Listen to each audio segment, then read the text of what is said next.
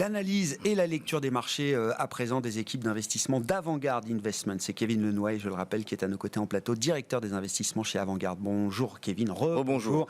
Alors j'aime bien, on se parle régulièrement, et vous avez élaboré un triptyque, un filtre d'analyse qui va même au-delà des marchés, que je trouve assez intéressant, en prenant les ménages, les entreprises et la situation de l'investisseur sur les marchés. Dans ce cadre d'analyse, là, qu'est-ce qui ressort aujourd'hui, justement, au regard de l'environnement actuel Alors c'est vrai que c'est un triptyque qu'on avait déjà mis en avant ensemble, absolument, et aujourd'hui, dans un cadre un petit peu volatile, contrariant, comme ça vient d'être dit, il est clair que ça nous permet de voir s'il y a des tendances, des inflexions, plutôt que d'écouter peut-être le bruit parasite, le bruit épidermique, on va le dire comme ça. Donc on regarde ces trois pôles. Ménages, entreprises, investisseurs. Quand on regarde les ménages, pour commencer, le premier point, c'est surtout de penser qu'il y a une résistance qui est quand même assez intéressante, de notre point de vue, en tout cas dans la consommation, notamment chez les ménages américains. Il y a deux éléments, évidemment, qui s'opposent. L'élément inflationniste, dont on parle tous les jours, si ce n'est toutes les heures, et évidemment, ça grappille le revenu disponible net, c'est évident. Mais on a, à contrario de cela, des éléments qui sont des éléments beaucoup plus moyen-termistes que l'on apprécie depuis quelques mois. C'est évidemment des taux d'épargne qui sont encore intéressants. Une situation finalement d'épargne qui continue d'avoir un stock quand même relativement haut, et ce qui nous permet, même si on grappille encore une fois avec cet effet d'inflation, de se dire qu'on a encore une réserve de consommation. Le point qui est entre des salaires qui progressent aussi. Enfin, je le rappelle, aux États-Unis, on s'en effraie parce que la boucle prix-salaire, c'est interdit, c'est pas bien, c'est mal. On faisait le point hier.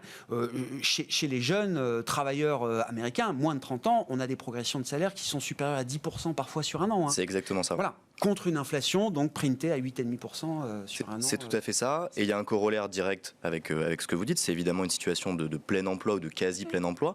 Aux États-Unis, évidemment, même en Europe. On peut quand même dessiner une tendance qui est une tendance pas extrêmement mauvaise sur les chiffres de l'emploi. Et globalement, on étend finalement le bassin de consommation, si on veut tirer un trait très rapide, encore une fois, dans l'analyse. Donc ça, c'est intéressant. Et puis des niveaux d'endettement, on en revient toujours à cela, qui sont plutôt bien meilleurs qu'ils ne l'étaient il y a une quinzaine d'années. Donc ça nous permet d'avoir des ménages qui sont, je ne vais pas dire non pas en totale difficulté, mais qui en tout cas ont une résilience plus importante qu'on ne pouvait le craindre. Donc ça, c'est déjà un bon point. Si on doit noter ce pôle ménage, on va mettre un léger plus, une mention bien. Voilà. On regarde le deuxième point. Le point des entreprises, c'est sûrement là où évidemment il y a l'achoppement. On en parle évidemment dans les résultats, on en parlera sûrement tout à l'heure. Mais évidemment, on a encore ce rapport offre-demande qui est contraint, c'est évident, avec des délais typiquement de livraison qui ne cessent de s'allonger. 75% des économies interrogées annoncent encore des rallongements de délais depuis quelques mois, et évidemment un risque que l'on a en tête, même si on l'écarte de notre côté, qui est évidemment le risque de pénurie. Évidemment, il existe sur certains secteurs, il n'est absolument pas à nier, mais il n'est pas généralisé, donc prenons ça en compte. Ça, c'est le point négatif. Le point évidemment positif, si on veut compenser comme d'habitude notre analyse, c'est évidemment de se dire qu'on a encore malgré tout des niveaux de commandes qui sont extrêmement élevés. Donc encore une fois, on en a sous le pied, ça ne signifie pas qu'on pourra délivrer, et c'est évidemment qui est tout le point d'achoppement, évident. Mais on a des carnets de commandes qui sont élevés, on a des situations bilancielles qui ne sont pas extrêmement dégradées. En tout cas, quand on sait faire du picking, on peut trouver justement des situations plutôt intéressantes de ce point de vue-là. Et puis, on a des capacités là aussi d'investissement qui sont encore bonnes. On a des situations, encore une fois, bilancielles intéressantes. Donc, de ce point de vue-là, on revient sur le même pôle inflationniste. Si on arrive à passer là aussi la goulée, on se dit qu'il peut y avoir un intérêt et on veut rester constructif de ce côté-là. Bon, et quand on regarde le marché, du coup... le marché, c'est plus épidermique, on va le dire comme ça. Allez, on prend un peu de recul sur ce côté épidermique, des niveaux de cash qui sont pas inintéressants aujourd'hui dans les portefeuilles. Je pense qu'on en parle tous aujourd'hui en plateau. On a des niveaux de cash qui sont pas inintéressants. Le verre à moitié vide, évidemment, c'est de se dire que les marchés ne sont pas aidés dans ce cas-là dans les progressions. Évidemment, le verre à moitié plein, c'est de se dire qu'on a encore potentiellement là aussi un matelas d'investissement vers les actifs risqués. Le point sûrement que je retiens aussi en corollaire de cela, c'est qu'aujourd'hui, en tout cas de notre point de vue, notamment en gestion privée, on a relativement peu d'intérêt à aller vers d'autres segments que le risque, entre guillemets, que le risque action. Parce qu'encore une fois, on va juger que le rapport rendement-risque est totalement déséquilibré aujourd'hui sur les obligations. Les primes restent aujourd'hui très favorables aux actions.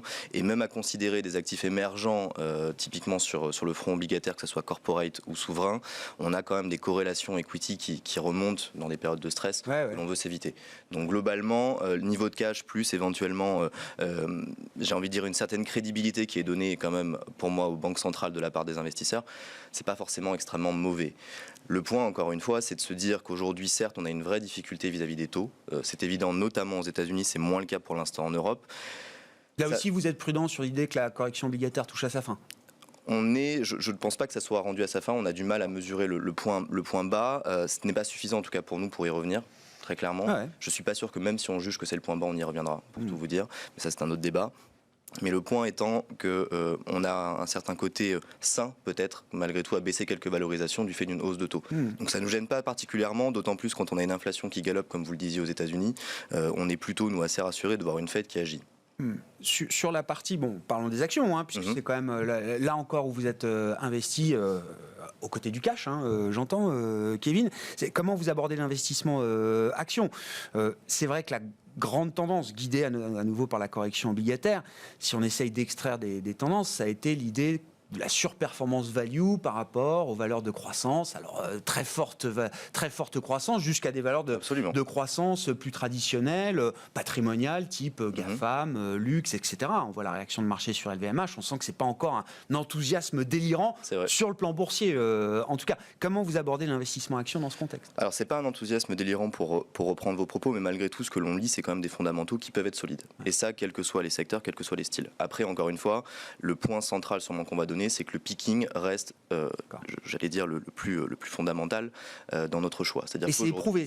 Quand vous regardez les moteurs de performance d'un portefeuille, par exemple, c'est bien le picking qui permet de faire la différence aujourd'hui. Absolument. On revient sur LVMH pour profiter de l'actualité. Je ne reviens pas sur les chiffres qui ont été donnés pour ne pas être redondant, mais globalement, on voit des points qui sont quand même des points saillants qui ressortent dans une telle publication.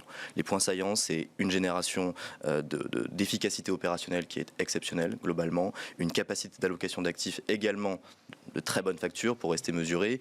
On le voit dans l'intégration de Tiffany, on l'a vu avec Bulgari, on l'a vu avec Dior, et puis on va commencer à parler de certaines autres marques encore un peu confidentielles comme Céline, qui sont poussées en avant par LVMH et qui se développent. Et ça montre aujourd'hui, si on veut sortir un peu du cadre pure picking, que on a un vrai talent ici d'allocation qui peut être mis en avant.